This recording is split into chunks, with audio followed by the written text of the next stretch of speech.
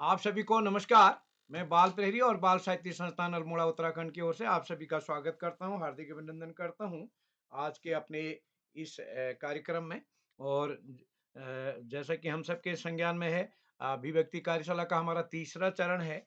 और आज के इस कार्यक्रम में मुख्य अतिथि बतौर होंगे हमारे जीआई राजकीय इंटर कॉलेज असगोली के प्रमोद कांडपाल साहब, जो कि अजीम प्रेम जी फाउंडेशन के विद्यालय में भी रहे हैं, नवाचारी शिक्षक हैं। अभी मेरे कुछ दिन पहले आपके स्कूल में भी जाने का मेरे को मौका मिला। तो आज आप मुख्य अतिथि बतौर हमारे साथ जुड़ेंगे। गाँव में हैं, नेटवर्क थोड़ा शायद हो सकता है ढीला हो। और विशिष्ट अतिथि मंत्रिता शर्मा जी जुड़ चुके हैं हमारे बीच और अध्यक्षता करेंगे जय माहेश्वरी जी, जो कि कक्षा 9 के छात्र हैं हल्द्वानी से। और संचालन करेंगे हमारी दोस्त ओजस्वी जी, जो कि कक्षा 7 की छात्रा हैं। तो मैं आज के इस कार्यक्रम में आप सभी का स्वागत करता हूँ, हार्दिक अभिनंदन करता हूँ। आदरणीय श्री आकाश आरसो सर, उपनिदेशक शिक्षा विभाग उत्तराखंड, आदरणीय श्री श्याम पलट पांडे जी, संरक्षक बाल प्रहरी, आदरणीय डॉक्टर अशोक कुमार नेगी जी, संरक्षक बाल प्रहरी खंडवा मध्य प्रदेश से। और इस पटल पर हमारे साथ जुड़े हुए आदरणीय अ, अशोक पंत जी हमारे बीच जुड़े हैं, कामेश्वरी जी जुड़े हैं, नरेंद्र पाल जी हमारे बीच जुड़े हैं। और इस कार्यक्रम में गरिमा जोशी जी और मधु श्रीवास्तव जी हमारे साथ सबसे पहले जुड़ चुकी हैं आज। और इस कार्यक्रम में हमारे साथ सभी नन्हे मुन्ने दोस्त भी जुड़ चुके हैं। मैं आपका स्वागत करता हूँ, हार्दिक अभिनंदन करता हूँ। सुनीता नेगी जी ने कल सहमति दी, लेकिन मेरी सहमति है करके इतना ही उन्होंने डाला, जबकि सहमति 4 लाइन में देनी है, नाम, कक्षा, स्कूल और वो क्या प्रस्तुत करेंगे। उन्होंने ये सहमति नहीं दी थी, कल हमसे कहा गया था। तो वो क्या प्रस्तुति देंगे, इसलिए उनका नाम नहीं जुड़ पाया है। तो जब सहमति देनी है तो पूरा क्या करेंगे, ये भी लिखना होता है। तो हम आज के इस कार्यक्रम में आप सभी का स्वागत करते हुए, हार्दिक अभिनंदन करते हुए, कल का जो कार्यक्रम है हमारे मेरे आदर्श महापुरुष वाली कार्यशाला है, जिसकी सूची भी लगभग सहमति अंतिम चरणों में पहुंच गई है।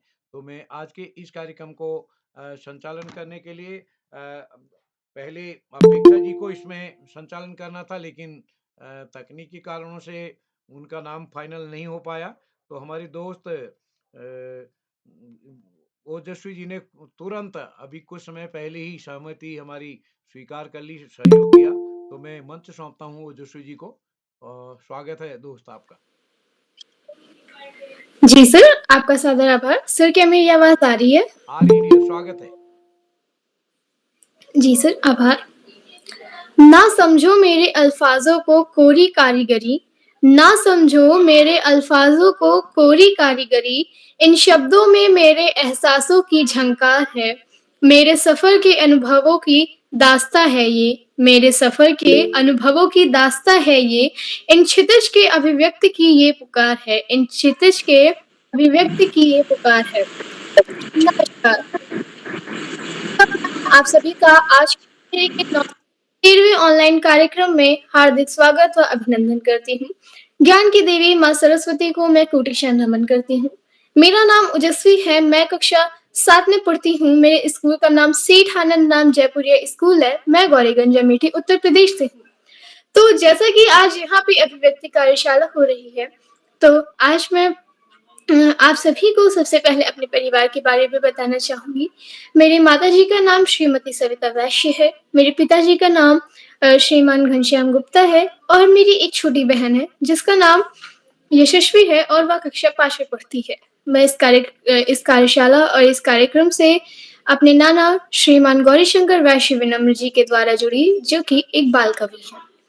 मैं आज के इस बाल प्रहरी के 913वें ऑनलाइन कार्यक्रम के मुख्य अतिथि श्री प्रमोद कांडपाले जी, राजकीय इंटर कॉलेज अल्मोड़ा से। आज की विशिष्ट अतिथि मेरी छोटी बहन मंत्रिता शर्मा, कक्षा 6। मेरी छोटी बहन मंत्रिता शर्मा, कक्षा 6।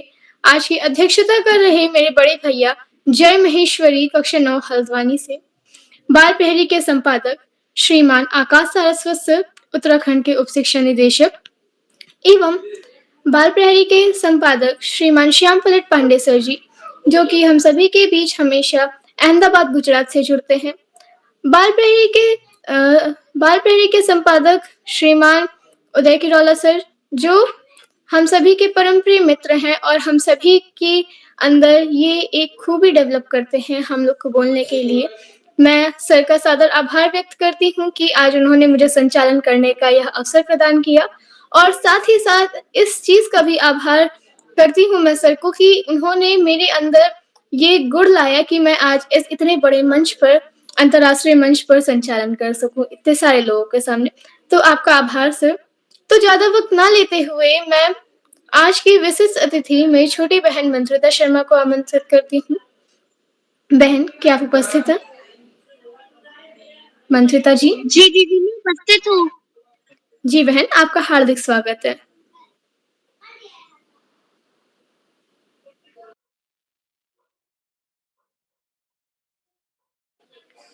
मंत्रिता जी, क्या अब तक मेरी आवाज़ आ रही है?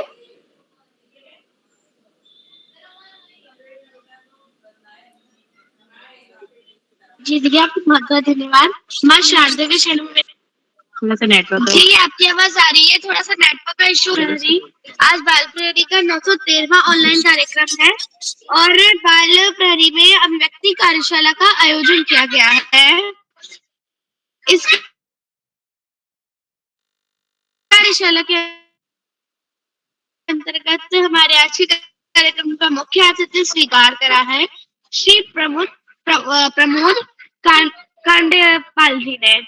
आप राजकीय इंटर कॉलेज अल्मोड़ा से हैं। आपका स्वागत है। आपको मेरा सादर नमस्कार। अध्यक्षता कर रहे मेरे बड़े भैया श्री जय माहेश्वरी। आप कक्षा 9 के छात्र हैं HM इंटर कॉलेज हल्द्वानी से। आपका स्वागत है एवं आपको मेरा सादर नमस्कार। संचालन कर रही मेरी बड़ी बहन ओजस्वी। आप कक्षा 7 की छात्रा हैं सेठ आनंद राम जयपुरिया स्कूल गौरीगंज अमेठी उत्तर प्रदेश से। आपको बहुत बहुत नमस्कार एवं आपको आगे जब संचालन करेंगे उसके लिए ढेर सारी शुभकामनाएं। बाल प्रहरी के कर्ता धर्ता आदरणीय बाल प्रहरी के संपादक आदरणीय श्री आकाश सारस्वत सर, आप उपनिदेशक शिक्षा श्री श्याम पल्लट पांडे सर, आपको भी मेरा सादर नमस्कार कि आप प्रतिदिन इस कार्यक्रम में जुड़ते हैं और हम बच्चों का मार्गदर्शन करते हैं। और बाल प्रहरी में हम बच्चों का चैट बॉक्स के माध्यम से मनोबल बढ़ाने वाले आदरणीय डॉक्टर अशोक कुमार नेगी महोदय, आपको भी मेरा सादर नमस्कार एवं आपका बहुत-बहुत धन्यवाद। और बाल प्रहरी के कर्ता धर्ता बाल प्रहरी के आधार स्तंभ आदरणीय श्री उदय किराला सर, आपको भी मेरा सादर नमस्कार एवं बहुत-बहुत धन्यवाद कि आपने मुझे विशिष्ट आतिथ्य का दायित्व देने का मेरे लिए बहुत बड़ा कार्य किया। उसके लिए आपको बहुत-बहुत धन्यवाद। और अब मैं आप सभी के सामने भगवान नरसिंह भगवान को तो सभी जानते होंगे, उन्हीं की आरती आप सभी के समक्ष प्रस्तुत करने जा रही हूँ। और जैसा कि मैं आपको बताऊं तो 23 तारीख को नरसिम्हा जयंती है। तो अब मैं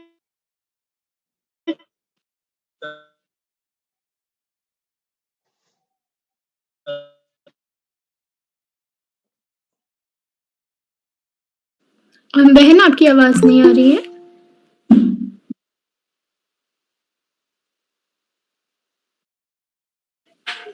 मंत्रिता जी, क्या आप मुझे सुन पा रही हैं? उनका नेट काम नहीं कर रहा, बाद में बुला लीजिएगा। जी सर, बिल्कुल। तो शायद मंत्रिता जी जी मंत्रिता बहन? बहन हम आपको बाद में बुला लेंगे। तो कार्यक्रम को आगे बढ़ाते हुए मैं अपने प्रतिभागियों को बुलाने से पहले सबसे पहले यह बताना चाहूँगी कि अभिव्यक्ति क्या होती है। अभिव्यक्ति का अर्थ विचारों के प्रकर्षण से है। व्यक्तित्व के समायोजन के लिए मनोवैज्ञानिकों ने अभिव्यक्ति को मुख्य साधन माना है। इसके द्वारा मनुष्य अपने मनोभावों को प्रकाशित करता है तथा अपनी भावनाओं को रूप देता है। और जो हमारी बाल प्रहरी में अभिव्यक्ति कार्यशालाएं होती हैं, उसमें बच्चे अपने मन की कोई भी गतिविधि कर सकते हैं, जैसे सामान्य ज्ञान हो गया, केवल सरस्वती वंदना हो गई, स्वरचित कविता, स्वरचित कहानी, यात्रा वृतांत, देश गीत। मंत्रिता जी, माइक म्यूट कर लीजिए अपना।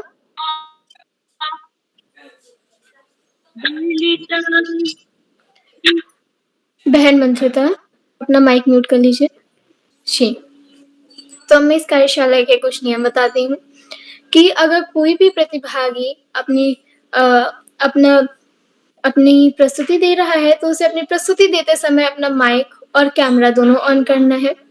अगर कोई भी प्रतिभागी अपनी प्रस्तुति दे रहा है, तो बीच में आपको अपना माइक ऑन करके व्यवधान नहीं डालना है। आप अपने टाइम पे ही बोलिएगा। और अगर आपको किसी कारणवश नाम छूट जाता है, अगर आप जुड़ नहीं पाते हैं, तो आपको हम बाद में आमंत्रित करेंगे। उठ रही आवाज़ देखो अब उठ रही आवाज़ देखो भीड़ में अनजानी सी, ये कैसी हमने पाई भैया आज़ादी अभिव्यक्ति की। सुन रहे हो गौर से, तुम उनको भी और मुझको भी, तुम उनको भी और मुझको भी। वो तेरी अभिव्यक्ति थी, ये मेरी अभिव्यक्ति की। वो तेरी अभिव्यक्ति की, ये मेरी अभिव्यक्ति की। तो इन्हीं 2 पंक्तियों के साथ मैं आज के पहले प्रतिभागी मेरे छोटे भाई हार्दिक खरकवाल कक्षा 4 चंपावत से आमंत्रित करती हूँ। उपस्थित हैं? भैया अपनी प्रस्तुति दीजिए।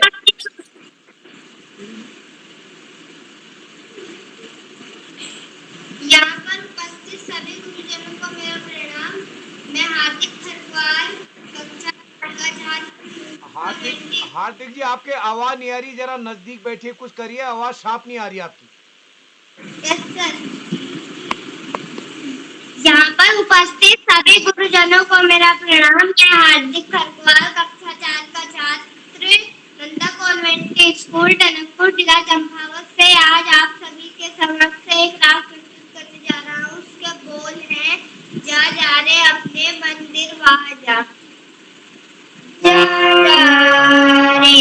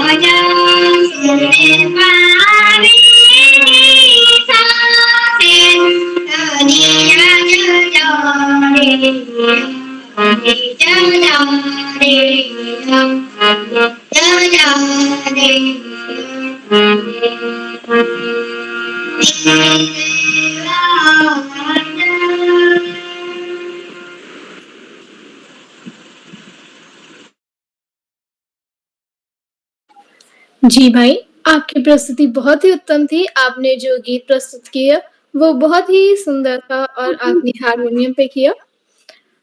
तो इसी क्रम में मैं आमंत्रित करती हूँ मेरी छोटी बहन दर्शिका कक्षा 6 अल्मोड़ा से। बहन क्या आप उपस्थित हैं? जी दीदी, मैं उपस्थित हूँ। आपको मेरी आवाज आ रही है?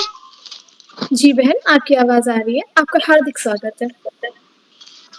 सभी को मेरा नमस्कार। मेरा नाम दर्शिका है। मैं कक्षा 6 में पढ़ती हूँ। मेरे विद्यालय का नाम राजकीय आदर्श जूनियर हाई स्कूल छितार है। मैं आपको एक कविता सुनाना चाहती हूँ। जो भी गलती होगी माफ करना। वहाँ चिड़िया जो चोर कर दूध भले चुंडी के दाने रुचि से रस से खा लेती है। वह छोटी संतोषी चिड़िया नीले पंखों वाली मैं हूँ, मुझे अन्न से बहुत प्यार है। वह चिड़िया जो कंठ खोल कर बूढ़े वन बाबा की खातिर रस उड़ेल कर गा लेती है। वह छोटी मुंह बोली चिड़िया नीले पंखों वाली मैं हूँ, मुझे भी जन से बहुत प्यार है। वह चिड़िया जो चोंच मार कर चढ़ी नदी का दिल टटोल कर जल का मोती ले जाती है। वह छोटी गर्वीली चिड़िया नीले पंखों वाली मैं हूँ, मुझे नदी से बहुत प्यार है। धन्यवाद। जी बहन, आपकी कविता बहुत ही सुंदर थी। तो इसी क्रम में मैं आमंत्रित करती हूँ मेरी बड़ी बहन उर्मिला कक्षा 8 बागेश्वर से। दीदी क्या आप उपस्थित हैं? उर्मिला दीदी, क्या आप उपस्थित हैं? शायद किसी कारणवश वो हमारे बीच उपस्थित नहीं है। तो आगे बढ़ते हुए मैं आमंत्रित करती हूँ मेरी छोटी बहन दिव्या बोरा कक्षा 5 पिथौरागढ़ से। बहन क्या आप उपस्थित हैं?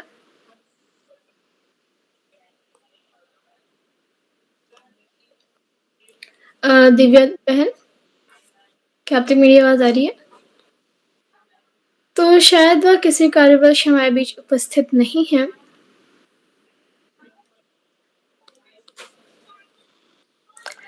कुछ इस तरह से वो मुस्कुराते हैं, कुछ इस तरह से वो मुस्कुराते हैं कि परेशान लोग भी उन्हें देखकर खुश हो जाते हैं, उनकी बातों की अज़ीज़ क्या कहिए, उनकी बातों की अज़ीज़ क्या कहिए, अल्फाज़ तारीफ़ बनकर खुद होठों से निकल आते हैं, अल्फाज़ तारीफ़ बनकर खुद होठों से निकल आते हैं।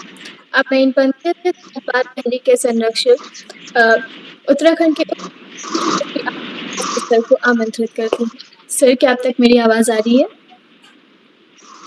धन्यवाद, बहुत बहुत धन्यवाद प्रिय ओजस्वी। सबसे पहले प्रिय ओजस्वी को बेहतरीन संचालन के लिए बहुत बहुत बधाई।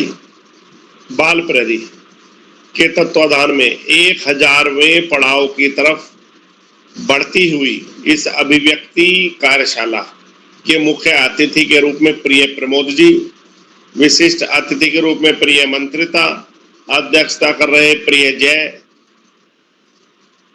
बेहतरीन संचालन कर रही प्रिय ओजस्वी, इस कार्यक्रम के कर्ता धर्ता रीढ़ की हड्डी अनासक्त कर्मयोगियों में अग्रणी निरंतर बाल हित चिंतक बालक पालक मित्र श्री उदय किरोला जी, परम सम्मानित श्याम पलट पांडे जी, अशोक जी, सुमित जी, उमेश गंगा, नीलम, किरण सहित समस्त विद्वान शिक्षक गण, विदुषी शिक्षिकाएं, अतिथिगण, अभिभावक गण, साहित्यकार गण, समाज सेवी गण, अन्य सुधीजन एवं प्यारे बच्चों, बच्चों की सर्वाधिक पसंदीदा कार्यशालाओं में से एक अभिव्यक्ति कार्यशाला, जिसमें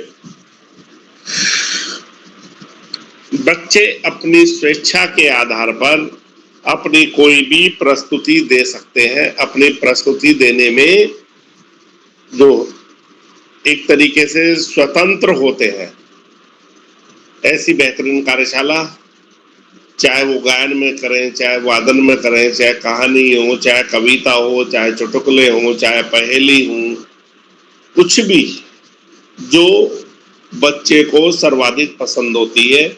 इसी कारण से ये कार्यशाला सर्वाधिक सरल कार्यशाला भी मानी जाती है। बाल प्रहरी की कार्यशालाएं बच्चों के व्यक्तित्व विकास में आमूलचूल परिवर्तन के लिए कृत संकल्पित है और वास्तव में इन कार्यशालाओं में भाग लेने वाले बच्चे निश्चित रूप से जो प्रगति कर रहे हैं, उससे इनके अभिभावक, इनके शिक्षक और स्वयं बाल प्रहरी मंच भी आह्लादित है, प्रसन्न है और बच्चों के व्यक्तित्व में विकास स्पष्ट रूप से दिखाई दे रहा है। ये कार्यशालाएं चलते हुए लगभग 4 साल का समय हो रहा है और इस बीच में 1000वें पड़ाव की तरफ बढ़ना किसी भी ऑनलाइन कार्यशाला के लिए एक सफलता की बात हो सकती है, गर्व की बात हो सकती है। निश्चित रूप से बच्चों का, शिक्षकों का और बच्चों के अभिभावकों का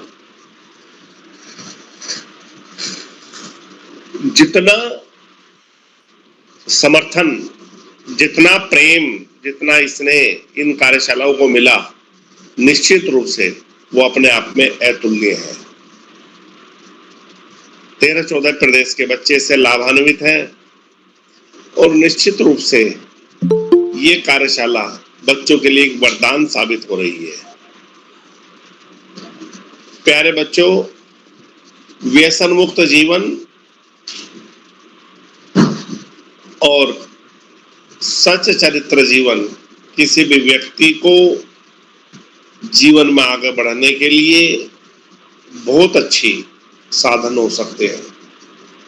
जिस देश में चरित्रवान नागरिक हो, जिस देश में व्यसन मुक्त नागरिक हो, उस देश को आगे बढ़ने से कोई भी नहीं रोक सकता। प्यारे बच्चों, पढ़ाई का कोई विकल्प नहीं, सफलता का कोई शॉर्टकट नहीं। जीवन में आगे बढ़ना है तो ज्यादा से ज्यादा पढ़ना ही होगा। जो बच्चे माता पिता, गुरुजनों, बड़ों का आशीर्वाद लेते हुए, गुरुजनों के सानिध्य में, साथियों को सहयोग देते हुए, सहयोग लेते हुए, छोटों को प्रेम करते हुए नियमित व सतत अध्ययन करते हैं, उनका भावी जीवन सुखमय हो जाता है। और जो बच्चे ऐसा नहीं करते, उन्हें जीवन में बहुत सारी दुश्वारियों का सामना करना पड़ता है। अपने पाठ्यक्रम के इतर सामान्य ज्ञान की पुस्तकें, साहित्य की पुस्तकें पढ़ना और साथ में महापुरुषों की जीवनियों को न केवल पढ़ना, अपितु उनके विचारों को अपने जीवन में ढालना, अनुकरण करना निश्चित रूप से किसी भी व्यक्ति को जीवन के उच्चतम क्षेत्र में पहुंचाने के लिए बहुत महत्वपूर्ण साबित होते हैं। आज इस महत्वपूर्ण अवसर पर सभी बच्चों को शुभाशीष देते हुए, सभी अतिथियों का आभार प्रकट करते हुए और अंत में संत कवि कबीरदास जी के 2 शब्दों के साथ मैं अपनी वाणी को विराम दूंगा। बड़ा हुआ तो क्या हुआ, जैसे पेड़ खजूर, पंछी को छाया नहीं, फल लागे अति दूर कबीरा, फल लागे अति दूर। धन्यवाद। जय हिंद, जय भारत। जी सर, आपका सादर आभार। हम सभी लोगों को, हम सभी बच्चों को, हम सभी प्रतिभागियों को और सारे शिक्षक गण को और इस कार्यक्रम में जुड़ने वाले जितने भी लोग हैं, इन सभी को अपने आशीर्वचन देने के लिए और अपनी वाणी से प्रेरित करने के लिए सर आपका हार्दिक आभार। अब आगे बढ़ते हुए मैं आमंत्रित करती हूँ मेरी बड़ी बहन साक्षी बेस्ट कक्षा 9 अल्मोड़ा से। दीदी क्या आप उपस्थित हैं? जी बहन, मैं उपस्थित हूँ। जी दीदी, आपका हार्दिक स्वागत एवं अभिनंदन है। जी बहन, आपका बहुत-बहुत आभार। सर्वप्रथम ज्ञानदायिनी माँ के श्री चरणों में मेरा कोटि-कोटि प्रणाम एवं यहाँ उपस्थित सभी अतिथिगण, गुरुजन एवं मेरे छोटे-बड़े भाई-बहन आप सभी को मेरा प्रणाम। मेरा नाम साक्षी बिष्ट है, मैं कक्षा 9वीं की छात्रा हूँ। मेरे विद्यालय का नाम Adams girls inter college Almora है। तो जैसे कि हम सभी जानते हैं कि आज यहाँ अभिव्यक्ति कार्यशाला है, तो इस कार्यशाला में सभी बच्चे आज़ाद हैं, अपनी कोई से भी मनपसंद विषय पर अपनी प्रस्तुति यहाँ दे सकते हैं। तो मैंने भी मुझे देशभक्ति गीत बहुत पसंद है, तो मैंने भी इसी पर आज अपनी अभिव्यक्ति की विधा दी है। तो मैं आज अपनी एक देशभक्ति गीत गाऊँगी। जैसे कि हम सभी को पता है कि जो हमारा तिरंगा है, वो हमारे देश की आन बान शान है, तो उसी के आज उपलक्ष्य में मैं एक उसी गीत गाऊँगी जो कुछ इस प्रकार है। विजयी वीर तिरंगा प्यारा झंडा ऊंचा रहे हमारा। विजयी विश्व तिरंगा प्यारा झंडा ऊंचा रहे हमारा। इस झंडे के नीचे निर्भय ले स्वरा अविचल निश्चय बोलो बोलो भारत माता की जय। स्वतंत्रता हो थे हमारा, झंडा ऊंचा रहे हमारा। विजयी विश्व तिरंगा प्यारा झंडा ऊंचा रहे हमारा। स्वतंत्रता के भीषण रण में लिख कर जोश भरे तन मन में, कांपे शत्रु देख कर मन में, तब होगा प्रण पूर्ण हमारा। विजयी विश्व तिरंगा प्यारा झंडा ऊंचा रहे हमारा। आओ प्यारे वीरों आओ, देश धर्म पर बलि बलि जाओ। एक साथ सब मिलकर गाओ, प्यारा भारत देश हमारा। झंडा ऊंचा रहे हमारा। विजयी विश्व तिरंगा प्यारा झंडा ऊंचा रहे हमारा। धन्यवाद। जी दीदी, आपकी प्रस्तुति बहुत ही शानदार थी एवं आपने जो हमें ये विजयी विश्व तिरंगा प्यारा जो गीत सुनाया, वो भी बहुत ही मनभावन था। तो अगले क्रम में मैं आमंत्रित करती हूँ मेरी बहन अपेक्षा राज कक्षा 7 कुमाऊं पब्लिक स्कूल द्वारा हाट अल्मोड़ा से। बहन क्या आप उपस्थित हैं? अपेक्षा बहन क्या आप उपस्थित हैं? तो शायद किसी कारणवश वह हमारे बीच उपस्थित नहीं है। तो अगले क्रम में मैं आमंत्रित करती हूँ इस कार्यक्रम के सबसे छोटे प्रतिभागी मेरे छोटे भाई अमित परगाई कक्षा 1 गाइडलाइन पब्लिक स्कूल गंगोली हाट पिथौरागढ़ से। भाई क्या आप उपस्थित हैं?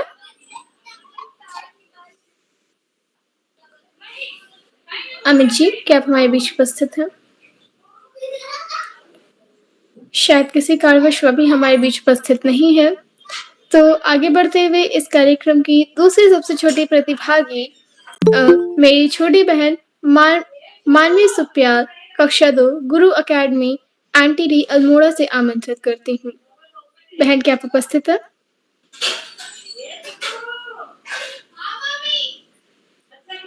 मानवी बहन, शायद किसी कारणवश वह हमारे बीच नहीं जुड़ पाई है। तो फिर फूलों से खूबसूरत कोई नहीं, फूलों से खूबसूरत कोई नहीं, सागर से गहरा कोई नहीं। फूलों से खूबसूरत कोई नहीं, सागर से गहरा कोई नहीं। अब आपकी क्या तारीफ करूं, कद्रदानी में आप जैसा कोई नहीं, कद्रदानी में आप जैसा कोई नहीं। अब मैं इन पंक्तियों के साथ आज की इस कार्यशाला के मुख्य अतिथि श्री प्रमोद कांडपाल जी, राजकीय इंटर कॉलेज असगोली अल्मोड़ा से आमंत्रित करती हूँ। सर, क्या आप तक मेरी आवाज आ रही है? प्रमोद सर, क्या आप तक मेरी आवाज आ रही है? जी जी बिल्कुल आपकी आवाज आ रही है। जी सर, आपका हार्दिक स्वागत है। धन्यवाद आपको बहुत बहुत। तो आज का इस बाल प्रहरी के तत्वाधान में आयोजित अभिव्यक्ति कार्यशाला के 913वां जो ऑनलाइन कार्यक्रम चल रहा है उसके जो सफल संचालन कर रही ओजस्वी कक्षा 7 की छात्रा को आभार कि बहुत सुंदर ढंग से वो संचालन कर रही हैं। इसके साथ ही जो आज के विशिष्ट अतिथि हैं मंत्रिता शर्मा जी, उनका हार्दिक स्वागत। और आज के जो इस कार्यक्रम के अध्यक्षता कर रहे हैं जय माहेश्वरी, उनको बहुत हार्दिक अभिनंदन। और इसके साथ ही हमारे बीच मौजूद आकाश शाश्वत जी, श्याम पलक पांडे जी और इस बाल प्रहरी के जो पूरा करता धरता है और जिनने बहुत शानदार तरीके से ये आयोजन किया है, उसके सफल संचालक कहूं या जो एक तरफ से जिनने नींव डाली है, आदरणीय केरोला जी, उनको मेरा प्रणाम। तो आज एक बार पुनः मैं उनको धन्यवाद देता हूं कि उनने मौका दिया एक बार आपके बीच आने का। कल उनका फोन आया था और दरअसल अभी मैं द्वारहाट न होकर मैं अपने गांव गया हूं क्योंकि आज ही अखंड रामायण का कार्यक्रम था। रात भर कल सोया नहीं हूं क्योंकि रात भर का प्रोग्राम हुआ है, लेकिन उनका हार्दिक ख्वाहिश थी और मुझे भी मन था कि जुड़ूं मैं। तो एक बार पुनः उनका मैं हार्दिक धन्यवाद अदा करता हूं कि उन्होंने इस मंच मुझे दिया एक बार पुनः बच्चों के बीच आने का, क्योंकि बीच में ही कुछ दिन पहले वो हमारे स्कूल में आए हुए थे और वो ऐसे व्यक्तित्व के धनी है, लगता है कि उनके जैसा कुछ बनना चाहिए। एक शादी में जा रहे थे और जहां मेरा स्कूल पड़ता है उसके बगल में उनके एक दो घर छोड़कर वहां वो बारात आ रही थी, तो उनका फोन आया कि कांडपाल जी मैं आपके स्कूल में आना चाहता हूं क्योंकि बारात थोड़ी देर रुक के आएगी। तो आए और जो समा उनने बाधा उसके शायद क्या कहने, अगर वो शब्द नहीं मिल पाए कि वो किस तरह जल्दी आकर बच्चों के साथ घुल मिल जाते हैं और कैसे वो एकदम जो शानदार एक्टिविटी करते हैं। जो बच्चे शायद मैं 3 साल मुझे उस स्कूल में हो गया और जिन बच्चों को मैं अभी तक वो कहीं बोलते हुए नहीं देख पाया, वो बच्चे आगे आकर वो 1 घंटे के प्रोग्राम में ही मैं बोलूंगा सर, मैं आगे आके बोलूंगा, वो बोलते दिखे। तो वो चीज उस दिन मैंने किरोड़ा जी से सीखी और यही उनकी खासियत लगती है कि वो जल्दी जाकर कैसे छा जाते हैं बच्चों के बीच, कोई उनसे वो सीखे। और हालांकि एक ये आज अभिव्यक्ति कार्यशाला है, अगर संचालन जो कर रही है ओजस्वी जी, उनका अगर उनकी अनुमति हो तो मैं भी अपनी अभिव्यक्ति एक छोटी सी एक किस्सा है, अगर उनकी अनुमति है तो मैं आपके बीच उसे सुनाना चाहता हूं, अगर आपकी अनुमति है तो। स्वागत है सर, स्वागत है गुरुजी। धन्यवाद सर, आपका बहुत बहुत किरोला जी। तो एक ये बच्चों छोटा सा शीर्षक एक किस्सा है कि बहुत बार क्या होता है कि हम कोई चीज नहीं जानते हैं लेकिन हम दूसरों के देखा देखी वो चीज कर देते हैं और उसके पीछे वो लंबी सी लिस्ट, हमारी लंबी लाइन लग जाती है, जो कहते हैं ना कि जैसा हो तो वास्तव में ऐसा होता नहीं है लेकिन फिर भी हमें दिखाने के लिए, दिखावे के लिए वो चीज माननी पड़ती है। तो उस पर एक छोटा सा किस्सा है और एक ये ऐसे एक व्यक्ति की कहानी है जो एक उसकी बचपन में किसी कारणवश नाक कट गई। तो नाक कट गई तो वो पूरे गांव भर में नक्टा चाचा के नाम से जाने लग गया। सारे लोग उसको नक्टा चाचा कहते थे। कभी वो कहीं से निकलता तो नक्टा चाचा आगे, उनका नक्टा चाचा आगे, कोई नक्टा पापा कह रहे हैं, कोई नक्टा मामा कह रहा है। तो बेचारा बहुत परेशान हो गया और अंत में उसने क्या किया, संन्यास ले लिया। उन्होंने कहा मैं ऐसा करता हूँ, बाबा बन जाता हूँ, क्या पता मुझे कुछ निदान मिल जाए ये नक्टा चाचा से। लेकिन होनी को कौन टाल सकता है भाई। बाबा बना तो अब बाबा क्या हो गया, वो नक्टा बाबा बन गए थे। जहां जा रहे हैं तो गांव वाले कह रहे जय हो नक्टा बाबा, आगे जय हो नक्टा बाबा की, नक्टा बाबा करके वो पूरे जहां जा रहे हैं वो फेमस हो गए। अब बाबा जी और परेशान किया, यार मैं बचने के लिए तो बाबा बना लेकिन यहां भी मैं क्या बन गया, नक्टा बाबा बन गया। तो एक दिन वो किसी गांव में बैठे हुए थे और एक व्यक्ति उनके पास आया। उसने कहा भाई बाबा जी सब लोग चले गए, मुझे चुपचाप तो मेरे कान में बता दो ये तुम्हारी नाक कैसे कटी, मैं औरों को नहीं बताऊंगा बिल्कुल। तो बाबा थोड़ी देर चुप रहा। उसने कहा भाई ये बहुत गूढ़ रहस्य है, मैंने आज तक अपने जीवन में बात किसी को नहीं बताई है और मैं पहली बार तुम्हें बता रहा हूं कि ये नाक मेरी इसलिए कटी क्योंकि जैसे मेरी नाक कटी मुझे सारे भगवान दिखने लग गए। ये देख मेरे सामने शिव जी बैठे हैं, बगल में गणेश बैठे हुए हैं, बगल में ये विष्णु भगवान बैठे हुए हैं, तुम्हें दिख रहे हैं क्या?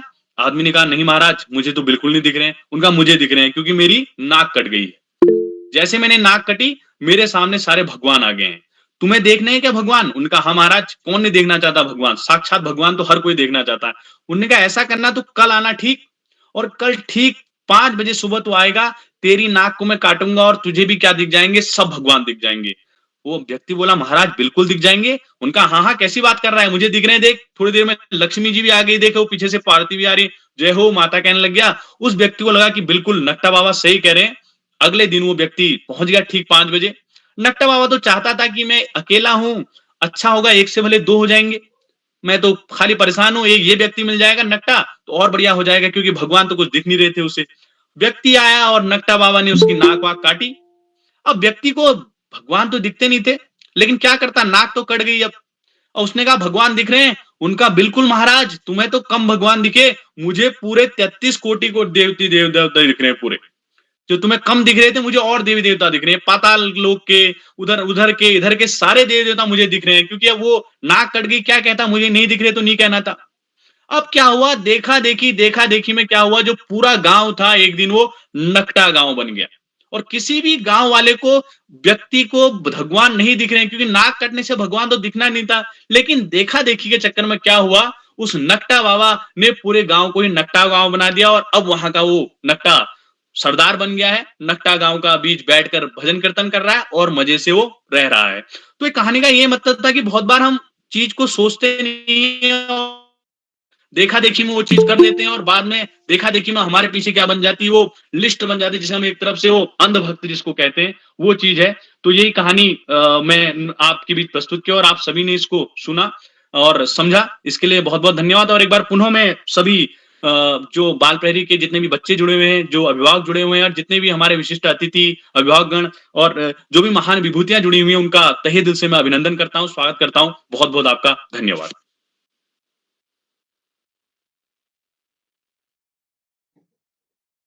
जी सर, आपका सादर आभार कि आपने हमें इतना सब कुछ बताया।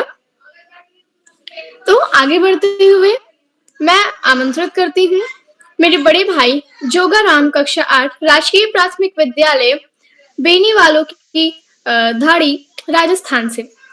भैया क्या आप उपस्थित हैं?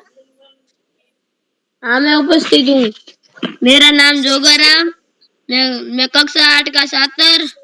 मेरे विद्यालय का नाम राजकीय प्राथमिक विद्यालय बेनीवालों की धाड़ी बंगले की बेरी, जनपद बाड़मेर, राज्य राजस्थान। मैं आज की अभिव्यक्ति कार्यशाला में मेरी विदा स्वरचित कविता है। मैं अब अपनी, जिसका शीर्षक पेड़ है, मैं अब अपनी कविता का वाचन करता हूँ।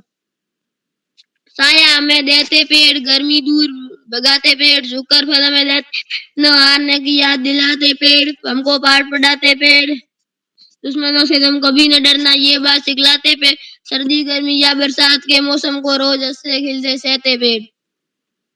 धन्यवाद। जी भैया, आपकी प्रस्तुति बहुत ही शानदार थी, और जो आपने कविता सुनाई हमें पेड़ के बारे में, वो बहुत ही सुंदर थी। तो आगे बढ़ते हुए मैं आमंत्रित करती हूँ इस कार्यशाला की सबसे छोटी प्रतिभागी गर्विता जोशी, कक्षा LKG, CM memorial school Almora से। बहन क्या आप उपस्थित हैं? गर्विता बहन तो शायद किसी कारणवश हमारे बीच उपस्थित नहीं है। तो क्रम को आगे बढ़ाते हुए मैं आमंत्रित करती हूँ मेरी दोस्त चिन्मयी शर्मा, कक्षा 7, शंकरदेव शिक्षा निकेतन, पुरनी गोदाम, असम से। बहन क्या आप हमारे बीच उपस्थित हैं? जी मैं उपस्थित हूँ। क्या मेरी आवाज वहां तक पहुंच रही है? जी बहन, आपकी आवाज आ रही है। आपका हार्दिक स्वागत है। आप अपनी प्रस्तुति दीजिए। जी धन्यवाद। परम वंदनीय ज्ञानदायिनी माता सरस्वती को नमन करते हुए मैं कुमारी चिन्मयी शर्मा, कक्षा 8 की छात्रा शंकरदेव विद्या निकेतन पुण्य गोदाम नगांव असम से सभी का प्रणाम एवं स्वागत करती हूँ। मंच को सादर प्रणाम करते हुए मैं सभी को बहुत बहुत नमस्कार करती हूँ और उदय क्रोरा सर जी को मैं विशेष रूप से धन्यवाद करूंगी। उन्होंने आज मुझे इस कार्यशाला में जोड़ा। तो आज अभिव्यक्ति कार्यशाला है, तो इस कार्यशाला में मैं अपनी अभिव्यक्ति आप सबके सामने प्रकाश करने वाली हूँ। मैं आप सबके सामने दो दोहे सुनाने वाली हूँ। मैं संत कबीरदास जी का एक छोटा सा परिचय देकर आपको उनकी ही एक दोहा सुनाऊंगी। संत कबीरदास हिंदी के एक लोकप्रिय कवि हैं। उन्होंने जनता के बीच रहकर जनता की भाषा में जनता के लिए कविता की थी। वे मूलतः भक्त थे। उन कविता की भाषा को खिचड़ी कहा जाता है। उनके आराध्य भगवान थे राम। वे राम को हमेशा प्रणाम करते थे। तो आज मैं आप सबके सामने उन्हीं की एक कविता का वाचन करने वाली हूँ। मधुर वचन है औषधि, मधुर वचन है औषधि, कटुक वचन है तीर, है औषधि, कटुक वचन है तीर, श्रवण द्वार हुए संचरे, साले सकल शरीर। संत कबीरदास जी के इस लोकप्रिय दोहे का अर्थ यह है कि मधुर वचन औषधि के मीठी मीठी बातें हम सबको पसंद आती हैं और मीठी मीठी बातें हमें औषधि के समान आराम पहुंचाता है। लेकिन कटुक वचन यानी बुरी बुरी बातें हमारे दिल को ठेस पहुंचाता है, यानी वो हमारे गीले बाण की तरह है। यह शब्द बाण हमारे से घुसकर हमारे शरीर को दुखता है। तो संत कबीरदास जी ने इस दोहे के द्वारा एक बहुत ही महत्वपूर्ण संदेश हमें भेजा है। तो अब मैं आप सबके सामने एक दोहे हूँ। नीति के कवि रहीम का पूरा नाम है अब्दुल रहीम खान। मैं एक दोहा गायन करने वाली हूँ। तरुवर फल नहीं खाते है, सरोवर पिए न पान। तरुवर फल नहीं खाते है, सरोवर पिए न पान। कहीं रहीम पर काज सच ही सुजान। कहीं रहीम पर काज है संपत्ति सच ही सुजान। तो कवि रहीम के इस दोहे का अर्थ है कि फल दूसरों के लिए देते हैं, खुद नहीं खाते। और सरोवर भी पानी परोपकार के लिए ही देते हैं। सरोवर खुद अपना पानी नहीं पीते हैं। उसी तरह रहीम ने कहा है कि हमारे कामों में सिर्फ हमारी संपत्ति ही व्यवहार होती है, हम किसी और से कभी सहाय नहीं पा सकते। तो कवि रहीम ने भी इस दोहे के द्वारा हमें एक बहुत महत्वपूर्ण संदेश दिया है। तो रहीम जी और दोहा का गायन करने वाली हूँ। रहीमन विपदा हूँ भली, रहीमन विपदा हूँ भली, जो थोड़े दिन होया, जो थोड़े दिन होया। हित अनहित या जगत में, हित अनहित या जगत में, जानी परत गोया, जानी परत सब गोया। तो यह भी रहीम जी का एक बहुत ही लोकप्रिय दोहा है। इस दोहे का अर्थ है रहीमन विपदा हूँ भली, जो थोड़े दिन होया। रहीम के से जो आपदा हमारे जीवन में सिर्फ थोड़े दिनों के लिए आता है, वह भला होता है, वह अच्छा होता है। क्योंकि रहीम के बातों में यह उल्लेख है कि थोड़े दिनों के लिए आने वाली आपदा अच्छी होती है, क्योंकि इसी समय में हम अपने जगत में हित या अनहित आने वाले लोगों की पहचान पा सकते हैं, उनका परिचय हमारे सम्मुख आती है। तो इसी को कहते हुए मैं आप सबके सामने से विदाई लेती हूँ। धन्यवाद। जी दीदी, आपकी प्रस्तुति बहुत ही शानदार थी। आपने हमें संत कबीरदास और रहीमदास जी के दोहे सुनाए और वो दोहे हमारे आप कह सकते हैं कि जिंदगी से रिलेट करते हैं और वो हमारे लिए बहुत महत्वपूर्ण थे। तो कार्यशाला के आखिरी प्रतिभागी मेरे छोटे भाई पीयूष उपाध्याय, कक्षा 6, राजकीय junior high school Soni Almora से। भाई क्या आप हमारे बीच उपस्थित हैं? जी, मैं यहाँ उपस्थित हूँ। मैं पीयूष उपाध्याय कक्षा 8 राजकीय जूनियर हाई स्कूल सोनी से आज मैं अभिव्यक्ति कार्यशाला में आपके समक्ष एक कुमाऊनी लोक कथा हिट तुमड़ी बाटे बाट प्रस्तुत करना चाहता हूँ।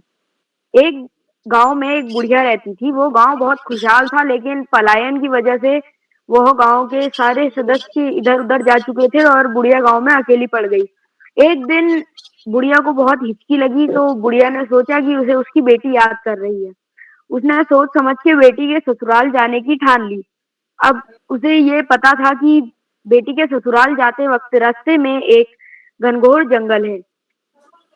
फिर वो उसने फिर भी ठान कर जाने की सोची। वो गई, उसे जंगल में सबसे पहले एक बाघ मिला। बाघ ने कहा, अरे बुढ़िया, मैं तो आज तुझे खा जाऊंगा।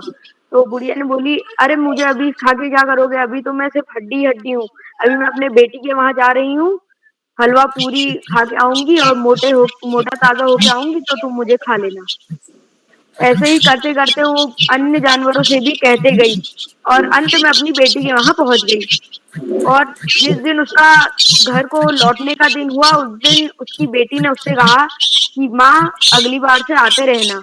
तो वो तो बुढ़िया ने कहा कि बेटा, इस बार आखिरी बार आ गई, अब अगली बार से नहीं आ पाऊंगी। तो बेटी ने ना आने का कारण पूछा, तो बुढ़िया ने बोला कि मुझे जंगल में मैंने इनसे बाघ, शेर व अन्य जानवरों से वादा किया है कि मैं लौटते वक्त तुम्हारे साथ तुम्हारा खाना बनूंगी। तो बेटी ने दिमाग लगाकर एक बड़ी सी तुमड़ी ली और उसको खोखला करके उसके अंदर अपनी माँ को बैठा दिया और एक पोटली दी और कान में कुछ कहा और बुढ़िया भी उसे लेकर चल पड़ी। अब सबसे पहले उसे जंगल में हाथी मिला।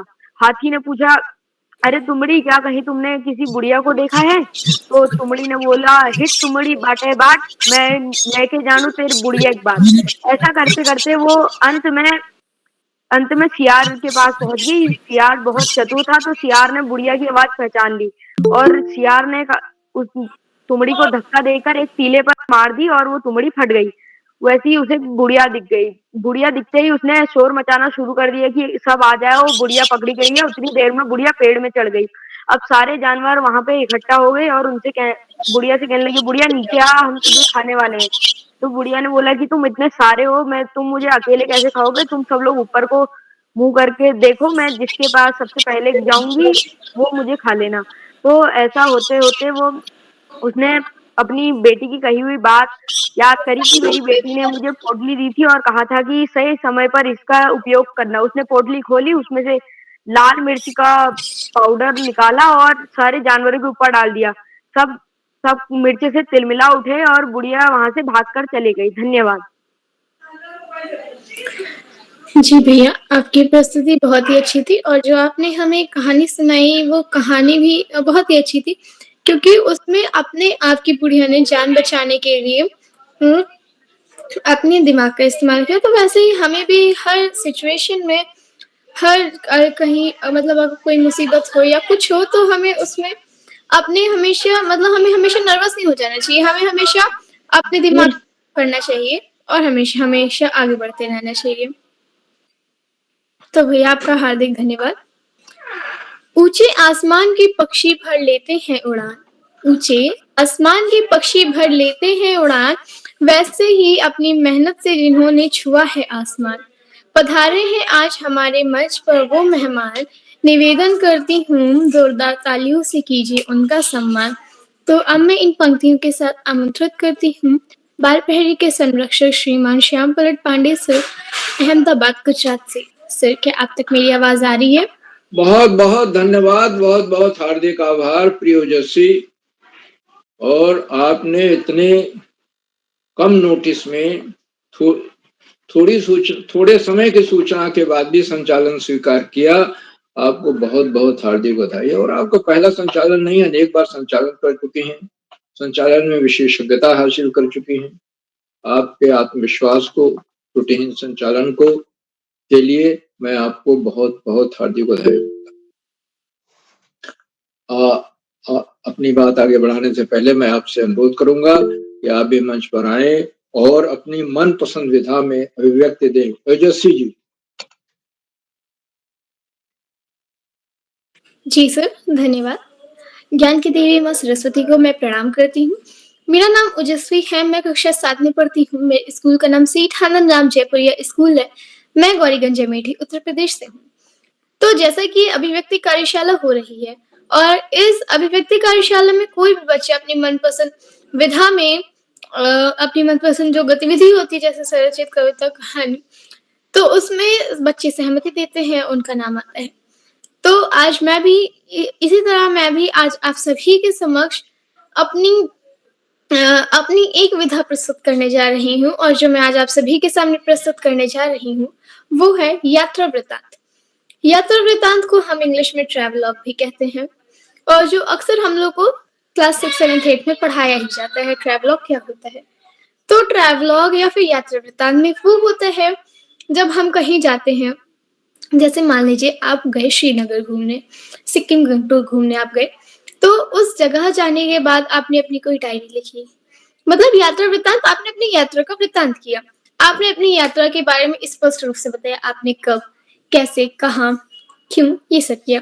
तो आज मैं आप सभी के सामने अपनी पिछले साल की यात्रा जो हम लोग गए थे वैष्णो देवी, मैं पहली बार गई थी पिछली बार जून में 2023 में। तो मैं आप सभी के सामने कटरा जम्मू का यात्रा वृत्तांत करने जा रही हूँ। तो ये बात है सन 2023 की, जब मैं और मेरा पूरा परिवार, मैं, मम्मी, पापा, मेरी एक बुआ की छोटी बेटी भी थी और साथ में पापा के दोस्त का भी एक परिवार था, जिसमें वो, उनकी बीवी और उनका एक छोटा सा बच्चा था। तो हम सब लोग इतने सारे लोग करीब 8 से 9 लोग हम लोग गए थे एक साथ जम्मू और कटरा, जहाँ पे हम लोग माँ वैष्णो देवी के दर्शन करने गए थे। तो जब हम 2023 में गए थे तो हम लोग जून में गए थे, क्योंकि जून में ही सबकी छुट्टियां होती है और हम लोग को तो विंटर वेकेशन और समर वेकेशन दोनों मिलती है। तो विंटर वेकेशन में टाइम होता नहीं है कहीं घूमने का, इसलिए हम लोग समर वेकेशन में पिछली बार गए थे। तो जब हम लोग गए थे तो हम लोग ने 6 जून को हम लोग ने इलाहाबाद से ट्रेन पकड़ी थी। अब तो डायरेक्ट ट्रेन चलने लगी, इसलिए हम लोग ने ट्रेन का रास्ता चुना था जाने के लिए। तो हम लोग जब ट्रेन पे बैठे तो हम लोग का 2 दिन का सफर था, मतलब 1.5 से 2 दिन का सफर था। हम लोग दूसरे दिन के दोपहर में पहुंच गए थे और फिर जब हम लोग जम्मू पहुंचे तो हम लोग ट्रेन से उतरे। फिर हम लोग ने वहां से कटरा के लिए एक कैब बुक की, तो 2 कैब गई थी। तो हम लोग पहले वहां पे जाकर के हम लोग ने एक होटल लिया, फिर वहां पे हम लोग रुके, खाना वाना खाया, अच्छे से नहाया धोया और फिर उसके बाद हम लोग ने जाके टिकट या रसीद आप कह सकते हैं, जो आधार कार्ड देवी करके बनती है माँ वैष्णो देवी की चढ़ाई करने के लिए। चढ़ाई करने से पहले आपकी चेकिंग होती है। वहां माँ वैष्णो देवी के दर्शन करने के लिए आपके पास 2 रास्ते होते हैं और फिर जब आप तो आधा दर्शन मतलब आधी चढ़ाई आप जब कर लेते हैं तो वहां से 3 रास्ते हो जाते हैं। एक सीढ़ी वाला होता है, एक मतलब एक एकदम जिसे आप ढलान टाइप से कह सकते हैं, वो ढलान उतरते समय होता है और उसी समय हम लोग एकदम ऐसे पहाड़ की चढ़ाई करते हैं, एकदम ऐसे होता है वो पहाड़। और एक डायरेक्ट रास्ता होता है जो एकदम सीधा जाता है, मतलब जहाँ कोई ढलान नहीं होती है। तो उस समय तब हम लोग जाते हैं और फिर हम लोग ने सीधा रास्ता चुना था, जहाँ से घोड़े पिट्ठू सब चल रहे थे। तो हम लोग भी वहीं से जा रहे थे। जो घोड़े के पैर होते हैं वो बहुत मजबूत होते हैं। एक बार घोड़े की पूंछ लग गई थी मेरे पापा को। तो फिर जब हम लोग गए वहां पे तो हम लोग ने होटल लेके खाना वाना खा के रसीद वसीद बनवा के हम लोग चढ़ाई करना प्रारंभ किए।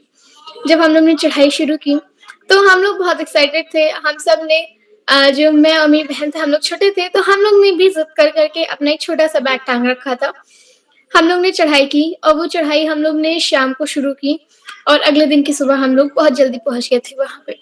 फिर जब हम लोग एकदम सुबह पहुंच गए थे तो नहाने के लिए और वहां पे इन सब चीजों के लिए भीड़ भी कम थी।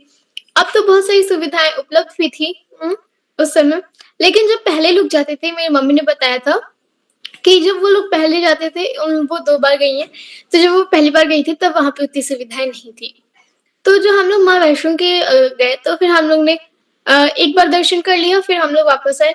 हम लोग नीचे खाना पीना किया थोड़ा सा, वहीं मंदिर के बाहर थोड़ी दूरी पर बैठ करके हम लोग ने, और फिर उसके बाद हम लोग एक बार दोबारा दर्शन करने गए। जब हम लोग दोबारा दर्शन करने गए तो वहाँ पे बहुत लंबी लाइन लगी थी, तो हम लोग एकदम ऊपर तक गए थे। वहाँ पे कुछ आर्मी ऑफिसर्स थे जो भीड़ को कंट्रोल कर रहे थे, वरना लोग 2-2 3-3 लाइन बना ले रहे थे और जिसमें एक ही लाइन बननी थी माँ वैष्णो के दर्शन करने के लिए। हम लोग ने दर्शन किए, हम लोग ने अपनी इच्छाएँ माँगी और कुछ मन्नतें माँगी। तो अब फिर उसके बाद क्या हुआ, फिर उसके बाद हम लोग जब नीचे आने लगे तो मेरी बहन यशस्वी की तबीयत खराब होने लगी थी वहीं पे, क्योंकि उसे थोड़ी-सी साँस लेने में दिक्कत होती है। जब हम लोग कहीं ऊपर हाइट पे जाते हैं और वहाँ पे ऑक्सीजन लेवल जो होता है, वो कम हो जाता है, तो उसे थोड़ी-सी दिक्कत होने लगी थी। फिर उसके बाद हम लोग जब आ गए नीचे तो हम लोग रुके। 1 दिन का हम लोग का प्लान बना था कटरा घूमने का, फिर दूसरे दिन हम लोग जम्मू घूमने गए थे। फिर उधर ही से हम लोग चले गए थे 1-2 दिन के लिए कश्मीर घूमने। कश्मीर में एक बहुत फ़ेमस जगह है। कश्मीर में एक बहुत ही ज़्यादा फ़ेमस जगह है। तो हम लोग कश्मीर में ज़्यादा कश्मीर नहीं घूमा था हम लोगों ने। हम लोग ने बस खाली उसी जगह को देखा था और उस जगह का नाम है पहलगाम, जो अनंतनाग ज़िले में एक छोटा-सा कस्बा है। हम लोग वहाँ गए, फिर हम लोग वहाँ घूमे और वो बहुत खूबसूरत जगह है, बहुत खूबसूरत जगह है। मैं आप लोग से भी कहूँगी कि आप लोग भी वहाँ घूमने जाइए, पहलगाम। फिर हम लोग कश्मीर से ट्रेन पकड़ के हम लोग गए थे अमृतसर। अमृतसर में गोल्डन टेम्पल, जिसे हम स्वर्ण मंदिर भी कहते हैं, वो एक गुरुद्वारा है। वो सिखों का मतलब जैसे हम लोग का हॉली प्लेस है, हम हिंदुओं की बहुत सारी हैं, मुस्लिम्स की भी होती हैं, पर जो सिखों की होती है वो वहाँ जो स्वर्ण मंदिर है वो उन लोग का मेन है। तो हम लोग वहाँ भी गए थे घूमने, पर आखिरी में मेरी बहन की तबीयत, जब हम लोग वहाँ से लौट रहे थे, खाना-वाना खा कर के अमृतसर में हम लोग ने जब घूम लिया हम लोग ने, सबसे पहले हम लोग स्वर्ण मंदिर ही गए थे अमृतसर से। तो वहाँ पे भी हम लोग को 2 दिन लग गए थे पूरे, कश्मीर से जाकर के अमृतसर जाने में।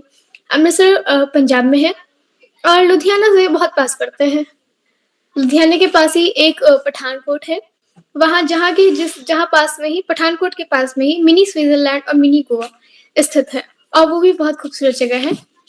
तो हम लोग जब अमृतसर गए तो आखिर मेरी बहन की तबीयत खराब होने लगी थी। फिर उसे हॉस्पिटल ले जाकर के ग्लूकोज़ चढ़ाया गया था।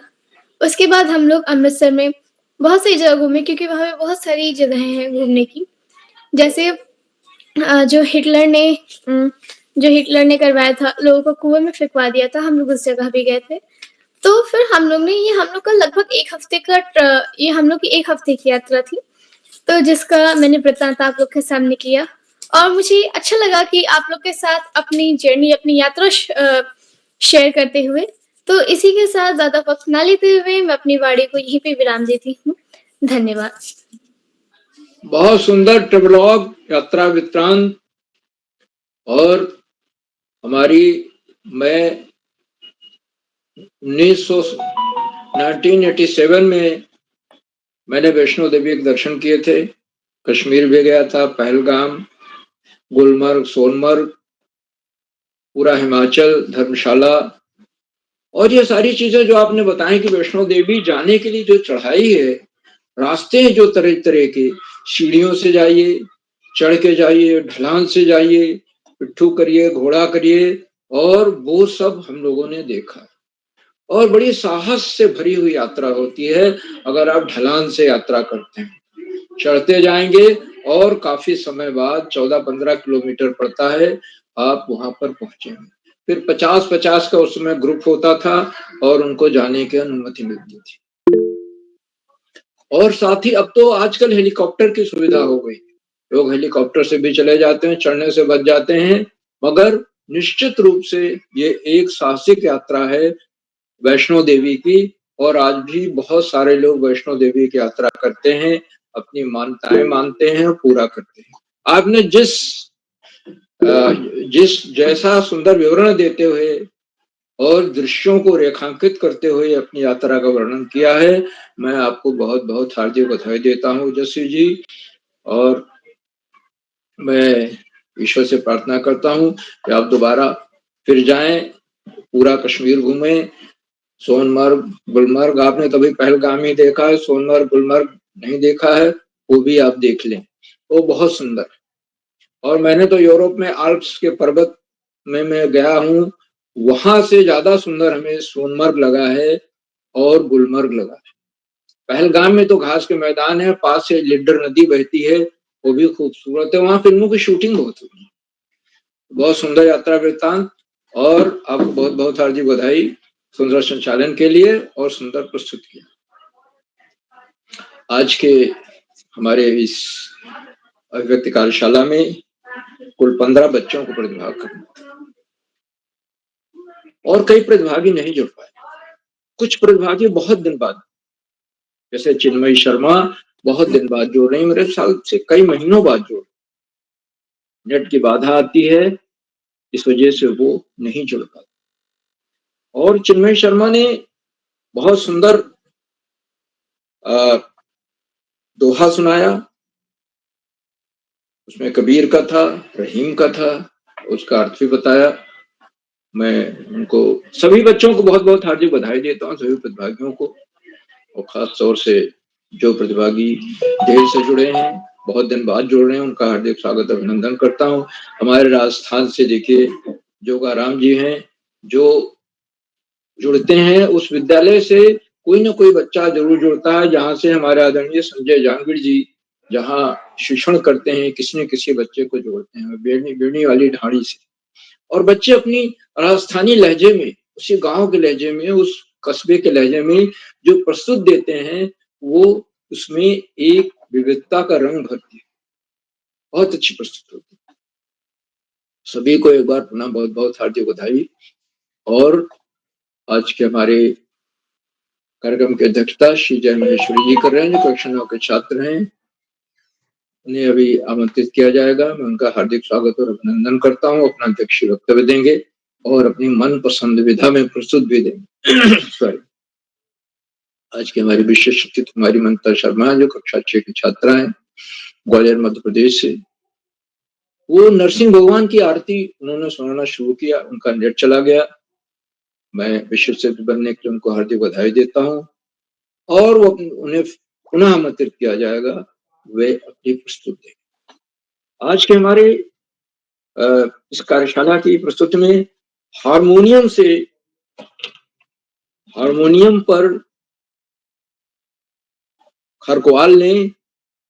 हार्दिक खरकवाल ने हारमोनियम पर गीत गाते हुए जो सुनाया, भजन सुनाया, जो गीत सुनाया, बहुत ही मनमोहक था।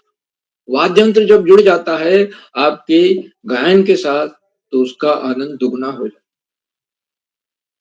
है। आज पाठ्य पुस्तक की कविता वो संतोषी चिड़िया, जो केदारनाथ अग्रवाल की है, देशभक्ति गीत विजयी विश्व तिरंगा प्यारा, सुरक्षित कविता कबीर रहीम के दोहे, कुमाऊनी लोक कथा तो बड़ी मजेदार लगी। ये हमारे यहाँ अवधी में भी लोक कथा चलती है, भोजपुरी में भी चलती है, ब्रज में भी चलती है, हर भाषा में इस तरह की लोक कथा चलती है, और जिसमें बुढ़िया की बुद्धिमत्ता की प्रशंसा होती है, कैसे वो सबको अपनी बुद्धिमत्ता से सबके बीच से बाहर निकाल आती है। तो इसीलिए कहते हैं बुद्धि बड़ी है, बल नहीं बड़ा है। आज के हमारे मुख्य अतिथि आदरणीय श्री प्रमोद कांडपाल जी हैं, जो राजकीय इंटर कॉलेज असबोली अल्मोड़ा से। आदरणीय मुख्य अतिथि महोदय ने अपने बहुमूल्य समय दिया, हमारे बीच बने हुए हैं, हम उनके प्रति बहुत बहुत हार्दिक आभार व्यक्त करते हैं। उन्होंने बच्चों की प्रस्तुतियों की भूरी भूरी प्रशंसा की, संचालन की सराहना की, और अखंड रामायण उनके यहाँ चल रहा है, उसमें रात भर जगने के बाद भी वो इस कार्यक्रम में सम्मिलित हुए, अपना प्रेरणादायक उद्बोधन दिया। बहुत बहुत हार्दिक आभार महोदय। उन्होंने अपना संस्मरण सुनाया। जब आदरणीय करोड़ा जी उनके स्कूल में आए, तो कैसे 1 घंटे में बच्चों को मंत्रमुग्ध कर दिया, और वो कैसे छा जाते हैं करोड़ा जी, ये भी सुनाया उन्होंने। और एक बड़ी मजेदार कहानी सुनाई उन्होंने नकटा की। तो नकटा किस्सा सुनाया, नकटा चाचा, नकटा बाबा, फिर कैसे सारा गांव नकटा हो जाता है, और उसी को यानी अंधविश्वास। हम बच्चों को अंधविश्वास से दूर रहना चाहिए, सारे बच्चों को, सभी लोगों को, बड़ों बच्चों सब। आज विज्ञान का युग, आज तर्क का युग, हम हर चीज का तार्किक विश्लेषण करते हैं, उसके बाद ही उसे हमें स्वीकार करना चाहिए। अंधविश्वास नहीं करना चाहिए, अंधभक्ति नहीं होनी चाहिए, और यही वैज्ञानिक जीवन दृष्टि है। और इन कार्यशालाओं का उद्देश्य भी इसी वैज्ञानिक जीवन दृश्य का विकास करना है।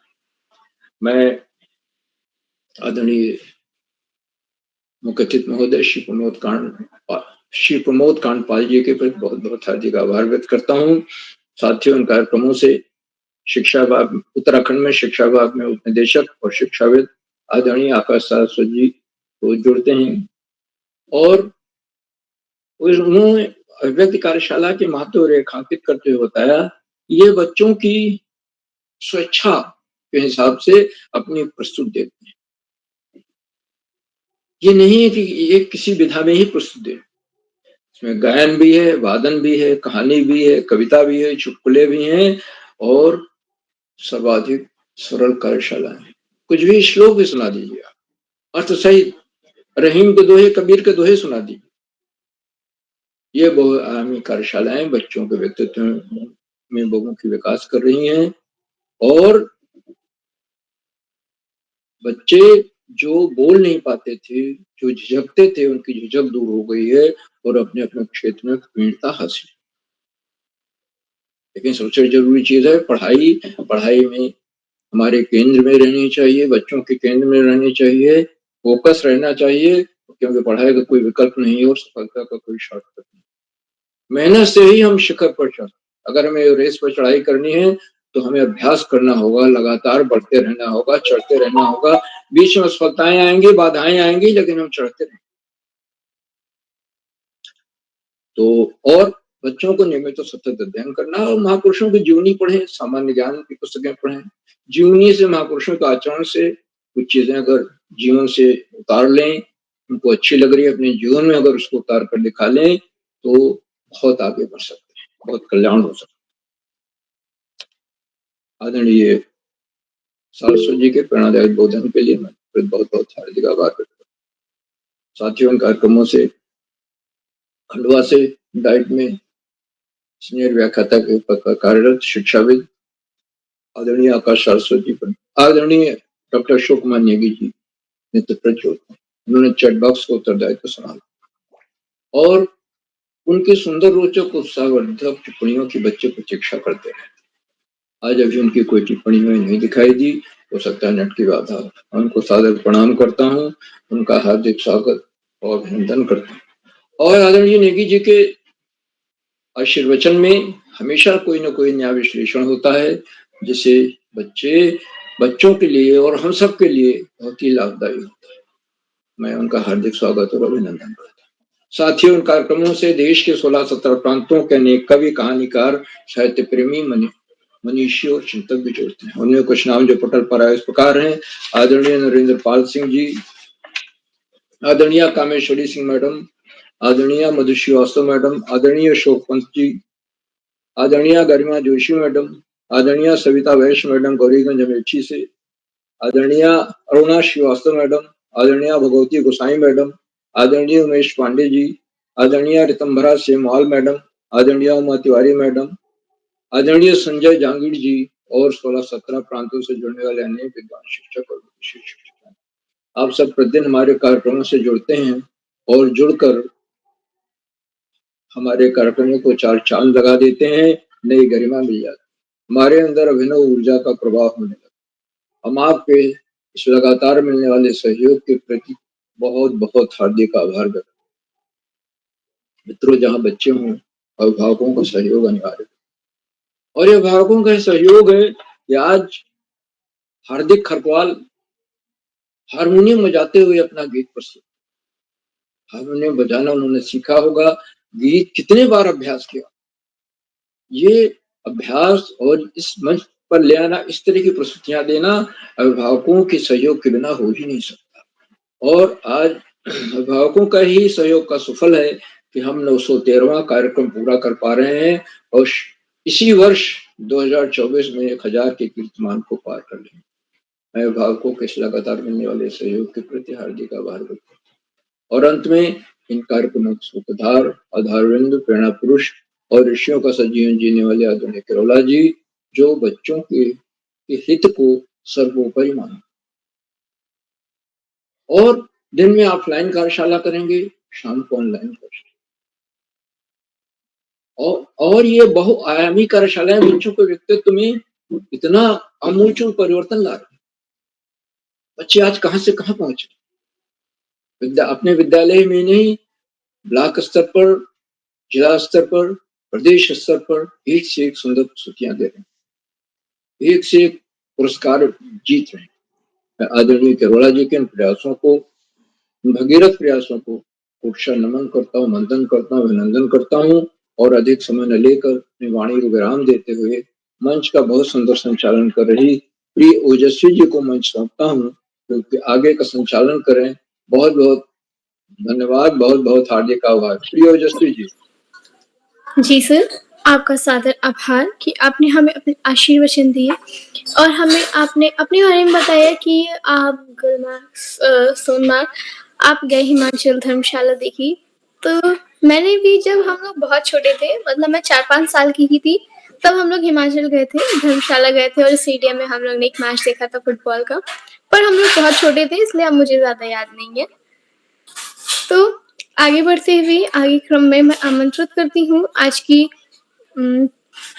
की अध्यक्षता कर रहे मेरे बड़े भैया जय महेश्वरी कक्षा 9 HN इंटर कॉलेज हल्द्वानी से। भैया, क्या आप हमारे बीच उपस्थित हैं? जी हाँ, मैं यहाँ उपस्थित हूँ। जी भैया, आपका हार्दिक स्वागत है। धन्यवाद। आप सभी को मेरा नमस्कार। आज के मुख्य अतिथि श्री प्रमोद कांडपाल जी और आज के विशिष्ट अतिथि कुमारी मंत्रिता शर्मा कक्षा 6 और आज की खूब अच्छा संचालन करती ओजस्वी कक्षा 7 से, और इन कार्यशालाओं के कर्ता धर्ता श्री उदय करोला सर जी को भी मेरा नमस्कार और अन्य अतिथिगणों को भी मेरा नमस्कार। मेरा नाम जय महेश्वरी कक्षा 9 school HN inter college Haldwani Nainital.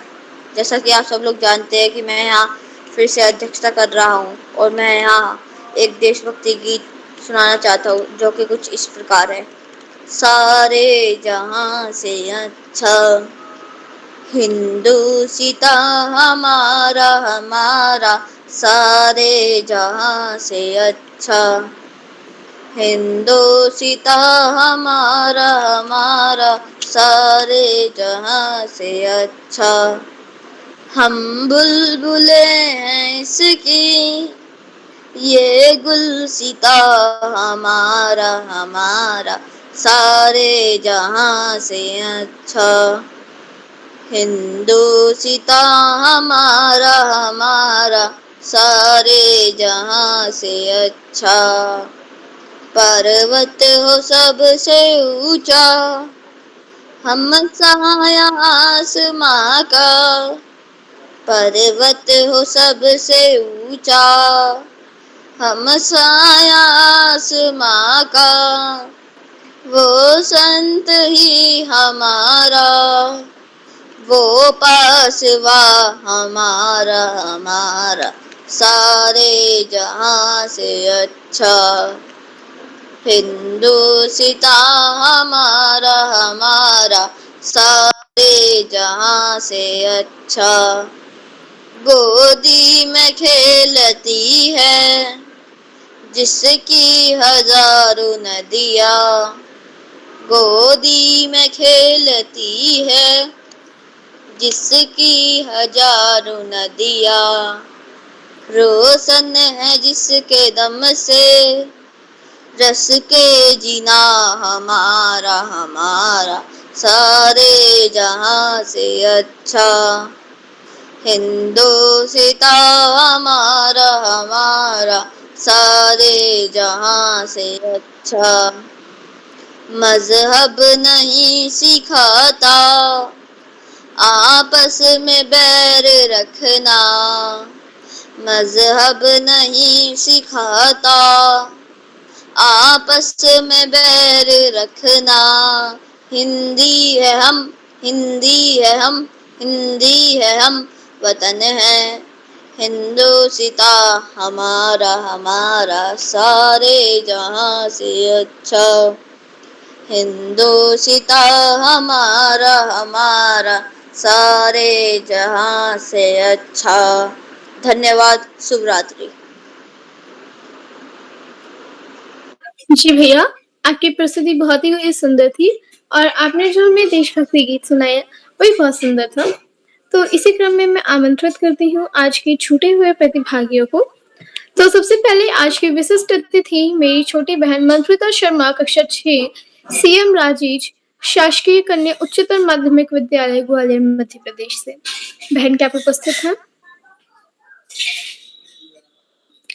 मंत्रिता जी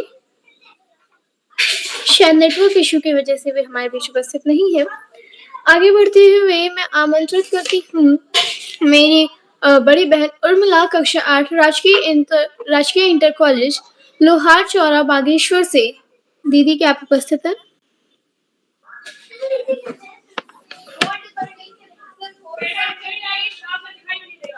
तो शायद अभी हमारे बीच उपस्थित नहीं है। इसी क्रम में मैं आमंत्रित करती हूँ मेरी छोटी बहन दिव्या बोरा, कक्षा 5, गाइडलाइन पब्लिक स्कूल, गंगोली हाट, पिथौरागढ़ से। केवल सीधे-सीधे नाम बोलो दोस्त, सीधे-सीधे नाम बोलते जाओ। अमित परांगाई, कक्षा 1, गंगोली हाट, पिथौरागढ़ से। अगले क्रम में मैं आमंत्रित करती हूँ मेरी छोटी बहन मानवी सुखप्याल, कक्षा 2, गुरु अकेडमी, एनटी अल्मोड़ा से।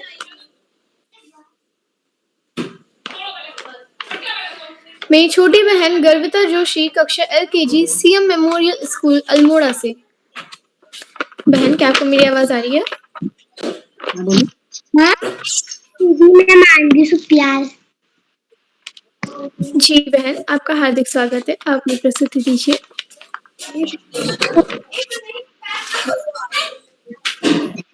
मानवी सुखप्याल है। मैं कक्षा 2 में पढ़ती हूँ। मेरे विद्यालय का नाम गुरु अकेडमी एनटीडी अल्मोड़ा है। मैं आज आपके सामने एक कविता सुनाना चाहती हूँ जिसके शीर्षक है घर। पापा क्यों अच्छा लगता है अपना प्यारा प्यारा घर, घूम घाम ले खेल खाल ले नहीं भूलता लेकिन घर नहीं आपको लगता। पापा है माँ की गोदी सा, प्यारी प्यारी ममता वाला सुंदर सुंदर न्यारा। थककर जब वापस आते हैं कैसे बिज जाता घर, खिला पिला आराम दिलाकर नई ताजगी देता। इसके लेखक है दिवीक रमेश। धन्यवाद। शुभ रात्रि। जी बहन, आपकी कविता बहुत ही सुंदर थी। और इसी क्रम में मैं आमंत्रित करती हूँ मेरी छोटी बहन गर्विता जोशी। दीदी मेरी आवाज आ रही? जी बहन, आपकी आवाज आ रही है। अपनी प्रस्तुति दीजिए। अभी को मेरा प्रणाम। मेरा नाम गर्गिता जोशी है। मैं कक्षा एलकेजी में पढ़ती हूँ। मेरे स्कूल का नाम CM memorial public school Almora है। मैं आपको हिंदी की कविता सुनाने जा रही हूँ। गोल गोल पानी, सुनी मेरी रानी, पापा मेरे राजा, फल खाए ताजा, सोने की चिड़िया, शादी का दरवाजा, उसमें कौन आएगा मेरा भैया राजा। धन्यवाद। शुभ रात्रि। धन्यवाद। जी बहन, आपकी प्रस्तुति बहुत ही शानदार थी। तो इसी क्रम में मैं आप सभी से पूछना चाहती हूँ कि अगर कोई भी प्रतिभागी जिसका नाम छूट गया हो, वैसे नहीं छूटा है लेकिन जो अभी कोई जुड़ा हो जिसने अपनी प्रस्तुति ना दी हो। जी गरिमा नाम की आईडी से जो है कृपया अपना माइक म्यूट कर लीजिए। क्या कोई प्रतिभागी ऐसा है? तो शायद सभी का नंबर आ चुका है और सभी ने अपनी प्रस्तुति दे दी है। अभिव्यक्ति मन की यात्रा का वो पड़ाव है। अभिव्यक्ति मन की यात्रा का वो पड़ाव है जहाँ पहुंचकर जीव उस दिशा में और भी ऊपर जाना चाहता है। अब मैं इन पंक्तियों के साथ यह मंच बाल प्रहरी के संपादक हम सभी के परम प्रिय मित्र श्रीमान उदय किरौतर जी को सौंपती हूँ। सर। जी ओजस्वी जी, आपको सुंदर संचालन के लिए बधाई। मैं पुनः एक बार आपको बधाई देता हूं। और आप जैसे हमारे दोस्त इस पटल को आगे बढ़ाने में मदद करते हैं, इस पटल की शान है। तो मैं आज के इस कार्यक्रम में के मुख्य अतिथि आदरणीय कांडपाल साहब का विशेष रूप से आभार व्यक्त करता हूँ। उन्होंने अपने गांव में, उनके यहाँ नेट काम नहीं था, उसके बाद मोर्चा संभालते उनकी अपनी प्रस्तुति भी रही, बहुत अच्छा रहा। तो एक बार मैं सभी मित्रों का जो भी प्रत्यक्ष अप्रत्यक्ष तौर पे इस पटल पर जुड़े हैं, सभी को प्रणाम करता हूँ, आप सबका आभार व्यक्त करता हूँ। आप सबका स्नेह इस पटल को मिलेगा। और इस पटल पर कल हमारे महापुरुष इस विषय पर अभिव्यक्ति होनी है। तो कल के सूची भी लगभग फाइनल हो चुकी है, एक आध दो नाम और जोड़े जा सकते हैं। तो हम आपका सभी का आभार व्यक्त करते हैं, जो साथी यूट्यूब से हमारे इस कार्यक्रम को देख रहे हैं, लाइक करके, सब्सक्राइब करके, शेयर करके भी मदद करेंगे। तो इसी के साथ आप सबको नमस्कार और शुभ रात्रि कहूँ। उससे पहले सुमित श्रीवास्तव सर, क्या आयुष जी के जुड़ने की संभावना है? सुमित सर जुड़ चुके हैं, स्वागत है आयुष जी के। सर जुड़ चुके हैं, स्वागत है आयुष जी के। सर प्रणाम सर। हाँ प्रणाम। उनके पर्दा उनके पर्दा खोलने नहीं सर, वो थोड़ा सा ज्यादा भाग दौड़ कर लिए थे ना। जी। तो चलिए ठीक है, आधे पांडे सर। चलिए ठीक है, सभी मित्रों को आप सबका स्नेह। शुभ रात्रि आयुष जी।